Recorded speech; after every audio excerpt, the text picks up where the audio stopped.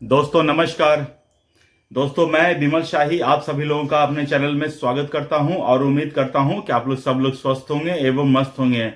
सभी राष्ट्रवादियों और सनातनियों से ये निवेदन रहेगा कि आप लोग मेरे चैनल को सब्सक्राइब कर लीजिए और वीडियो को लाइक एवं शेयर भी कीजिए।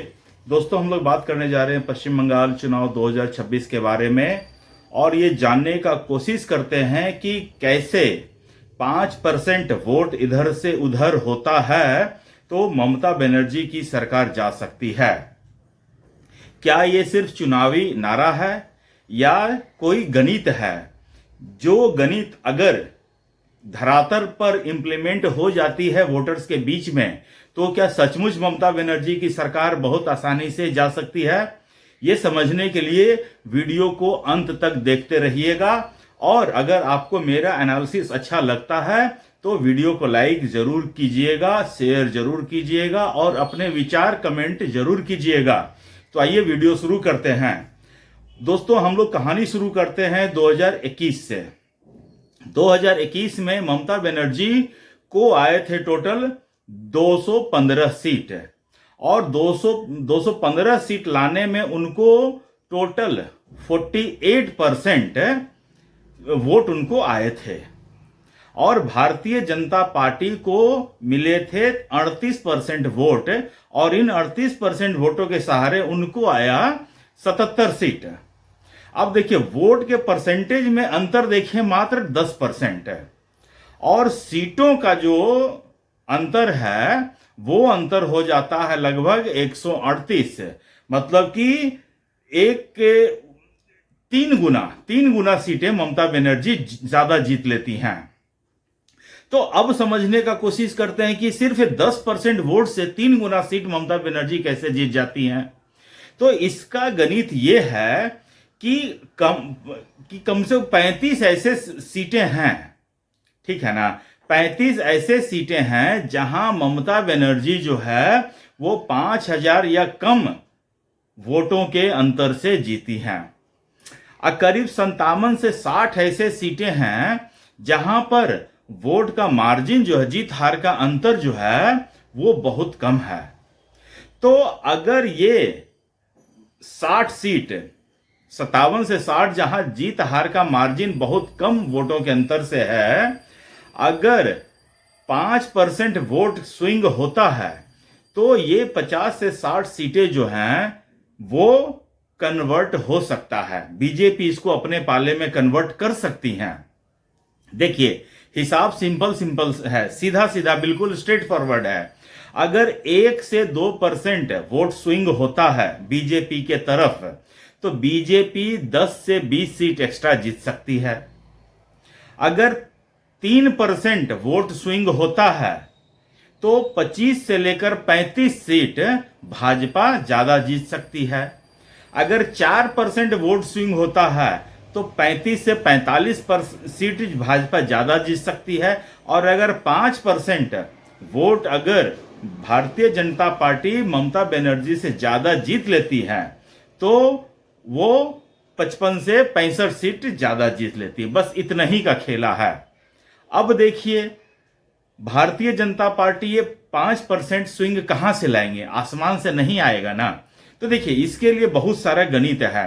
पहले ये सिंपल सा देखिए, अगर किसी सीट पर टीएमसी को मान लीजिए 55% आते हैं वोट और भारतीय जनता पार्टी को 10% कम 45% होते हैं, तो अगर भारतीय जनता पार्टी 5% वोट बढ़ा देती है तो भारतीय जनता पार्टी पहुंच जाते हैं 50% पे और ममता बनर्जी का वोट खींचेंगे तो किसका खींचेंगे? कोई और प्लेयर भी तो नहीं है ना।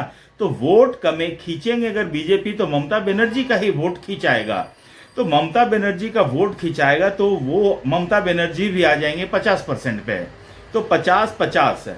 तो अब देखिए जो बाकी अन्य दल हैं जो कंटेस्ट कर रहे हैं, चाहे वो कांग्रेस हो, चाहे वो लेफ्ट हो, चाहे वो ओवैसी जी की पार्टी हो, हुमायूं कबीर की पार्टी हो, ये सब भी तो है ना। तो उस सीट पर अगर ये सारे लोग मिलकर मतलब कि कुल कुल मिलाकर भी अगर ये पांचों पार्टियां 1% वोट ले आती हैं, मैं ज्यादा नहीं कह रहा हूं, 1% वोट ले आती हैं, तो बीजेपी जो है ममता बनर्जी को हरा सकती है। क्योंकि उनको भी जो 1% जो मिलेगा वो बीजेपी से नहीं मिलने जा रहा है, उनको भी जो 1% मिलेगा वो ममता बनर्जी का ही वोट मिलेगा। क्योंकि बीजेपी का वोट बंधा हुआ है, पक्का वोटर्स हैं जो भी हैं बीजेपी ने अपने वोटर्स की संख्या में हर एक साल, हर एक चुनाव के बाद उनकी संख्या में बढ़ोतरी ही हुआ है, कमा नहीं है कभी। चाहे आप 2016 का चुनाव देखिए, 2021 का चुनाव देखिए, या फिर 2024 का लोकसभा चुनाव देखिए, तो बीजेपी का वोटिंग परसेंटेज हमेशा बढ़ ही रहा है, कमा कभी नहीं है। तो अब उसी में अगर मान लेते हैं कि 5% वोटर्स जो हैं बीजेपी की तरफ स्विंग होते हैं और 1% जो अदर्स हैं वो ले आते हैं, तो ममता बनर्जी इस चुनाव में बहुत बुरी तरह से न सिर्फ 50-60 सीटों पे बल्कि 168 सीटों पर, 163 to 168 इतने सीटों पर ममता बनर्जी जो है बहुत आसानी से उनको हराया जा सकता है। और दोस्तों मैंने पहले भी कह रखा है अपने कई सारे वीडियो में, मैं बार बार एनालिसिस करते रहता हूं कि कहीं मैं फेल तो नहीं हूं, कहीं मैं गलत तो नहीं हूं, लेकिन हर बार जो मैं एनालिसिस करता हूं वो मैं आपके सामने लाकर आपको बताने का प्रयास करता हूं कि इस तरह से ममता बनर्जी पूरे जो चुनाव है उसमें कितनी सीटें उनको आ सकती है, ये मैं बताने का कोशिश करता हूं। और आप लोग को मेरा वीडियो पसंद आता है ये मैं जानता भी हूं, और आप लोग मेरे वीडियो को लाइक भी करते हैं, शेयर भी करते हैं, कमेंट भी करते हैं, ये भी बहुत अच्छी बात है। तो इस तरह से मेरा एनालिसिस हो रहा है, और इस तरह से सिर्फ 5% का वोट बीजेपी को एक्स्ट्रा आता है। भारतीय जनता पार्टी के जो नेता हैं वो ग्राउंड पर जो पन्ना प्रमुख होते हैं, बूथ लेवल के जो उनके एजेंट होते हैं, वो अपने जो वोटर्स हैं उनमें विश्वास पैदा करके वो वोट बूथ तक ले आए और उनको ये यकीन दिला दें, जो सिक्योरिटी के लोग हैं, सुरक्षा कर्मी हैं, जिस तरह से पश्चिम बंगाल में भारी डिप्लॉयमेंट हो रहा है सेंट्रल फोर्सेस का, जिस तरह से चुनाव आयोग जो है पश्चिम बंगाल के सरकारी अधिकारी जो पश्चिम बंगाल के हैं उनका ट्रांसफर पोस्टिंग कर रहा है। अभी कल कलकत्ता हाईकोर्ट में केस जीतने के बाद चुनाव आयोग ने 185 पुलिस अधिकारियों का ट्रांसफर इधर से उधर कर दिया, जिनका रिपोर्ट कार्ड खराब था, जो पिछले 2016 में 2021 में प्री इलेक्शन वायलेंस और पोस्ट इलेक्शन वायलेंस को रोकने में नाकाम रहे थे, जो टीएमसी के कार्यकर्ता की तरह वर्क कर रहे थे, उतने सारे पुलिस अधिकारियों को ट्रांसफर करके, आइडेंटिफाई करके ट्रांसफर कर दिया गया है।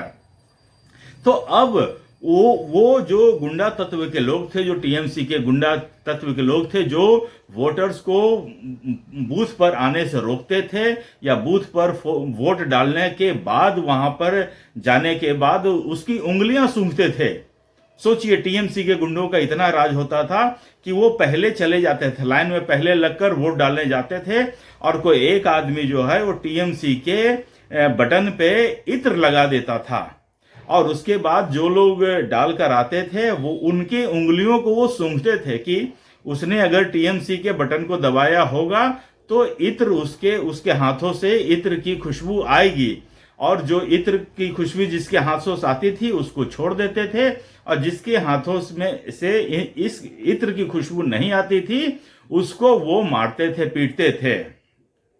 तो मैं जितने भी सुरक्षा कर्मचारी हैं, जो सेंट्रल फोर्स के अधिकारी हैं, मैं उनको विनती करना चाहूंगा कि आप इस बार इस प्रोसीजर को भी रोकने का कोशिश कीजिएगा कि कोई आदमी इस तरह के इत्र जो है वो वोटिंग ईवीएम मशीन पर लगा ना पाए, ताकि कम से कम जो वोटर्स हैं, जो बेगुनाह लोग हैं, जो सीधे साधे लोग हैं, जो भारतीय जनता पार्टी को वोट देना चाहते हैं, वो कम से कम बूथ तक जाए और वोट डाल कर आए। नहीं तो कई बार ऐसा होता है कि मन में तो है कि हमको भाजपा को वोट डालना है, लेकिन वो फिर अंत में क्या कर देते हैं, जाके डर के मारे वो तृणमूल कांग्रेस को वोटें दे देते हैं, क्योंकि कहीं ना कहीं तो गुंडे जो है उनका इंतजार कर रहे होते हैं। तो अब जो है 2 फेज में इलेक्शन होने के कारण इन सब पे रोक लगेगा। और जिस तरह से चुनाव आयोग को तो मैं हैट्स ऑफ करना चाहूंगा, सलाम करना चाहूंगा कि जिस तरह से उन्होंने इस बार सुरक्षा की व्यवस्था किया है और वोटर लिस्ट से फर्जी वोटरों का सफाया किया है।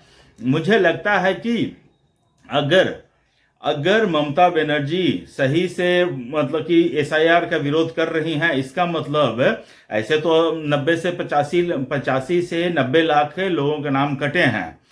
अगर उसमें मरने वाले लोग हैं या फिर जिनका 2 जगह नाम है या जो पश्चिम बंगाल छोड़ के जा चुके हैं, उनको हटा दिया जाए तो बहुत सारे लोग फर्जी वोटर्स हैं।